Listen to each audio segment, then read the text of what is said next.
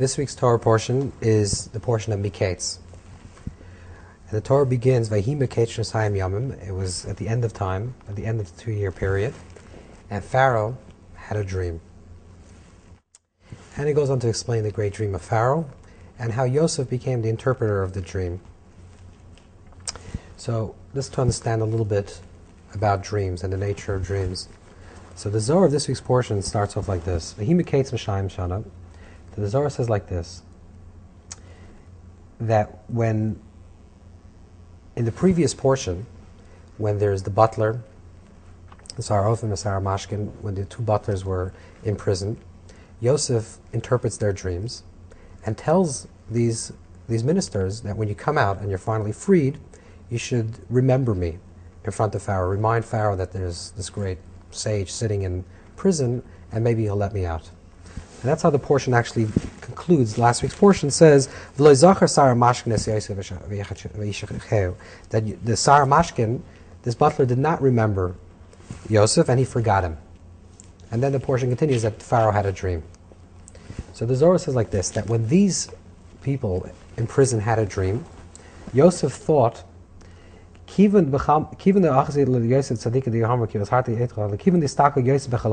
saw this dream. He said, certainly this is a dream of remembrance. However, the Torah says, that the Sar HaMashkin did not remember, and he forgot.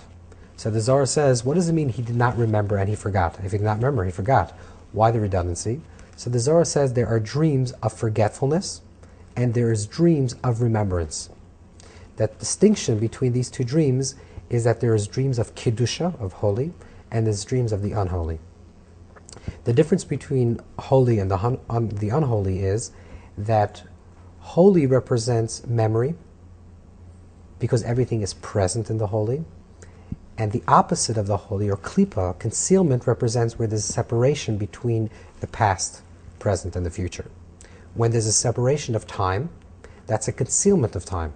And that creates separation, which causes forgetfulness. We forget things because the thing that we forget is no longer present in our life. Let's say you have something that's a very traumatic experience in your life. You remember it for a longer period of time because that experience, even though it happened 10 years ago, is still present to you. If you have a non-eventful experience, you forget it 10 minutes later because there's a separation between that and your present moment. So the Zohar says there is a concept of Kiddusha, of holy, which represents full memory, when memory is constant, and that's something that's holy because everything is being experienced in the present, and there's a concept of forgetfulness. So the Sar HaMashkin, the butler, did not remember the dream, and he forgot because that was a place of forgetfulness. And what the Zohar basically goes on to explain is like this, that Yosef was trapped in prison. And he wanted to get out of prison, of course.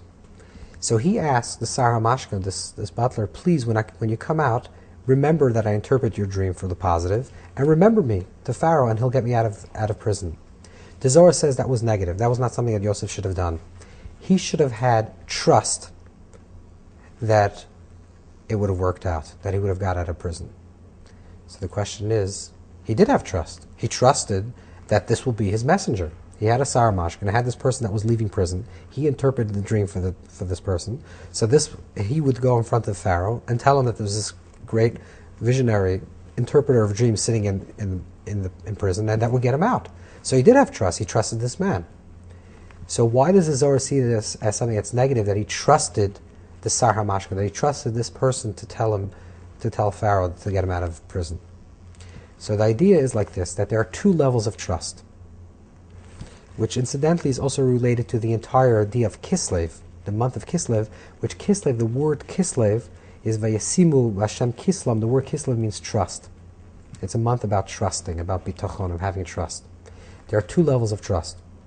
One level of trust is, I trust and I do, or I do and I trust. Let's say a person has to make a living. So a person goes out, goes to a job, works a few hours, and while they're trying to make a living, they're trusting Hashem, saying that I trust this is what my purpose is, this is what I have to be doing, and I trust this is how I'll make an income. let's say a person's looking for a shidduch, is looking to marry somebody.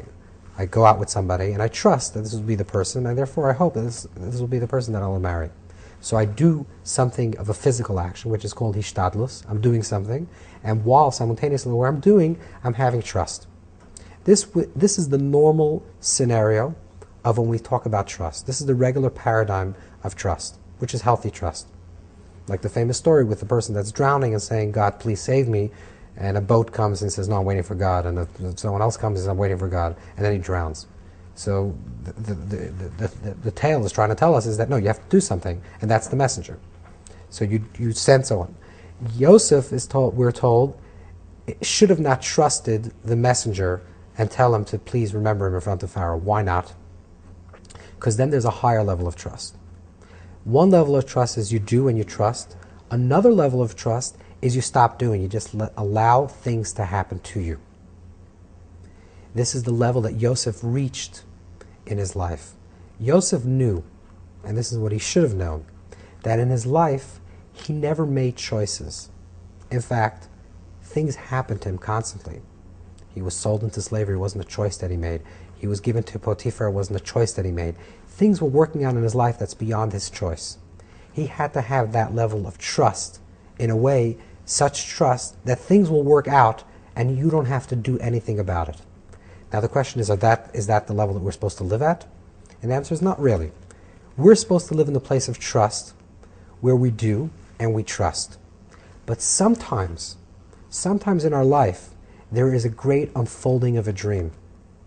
And when we sense the great unfolding of our life, unfolding in the way that's perfect for ourselves, and we see how things are working out, at those moments we have to say, you know what? Let it just flow through me. I'm not going to do anything proactively. If something presents itself, I will take that opportunity, but I'm not going to try to make those things presenting ourselves.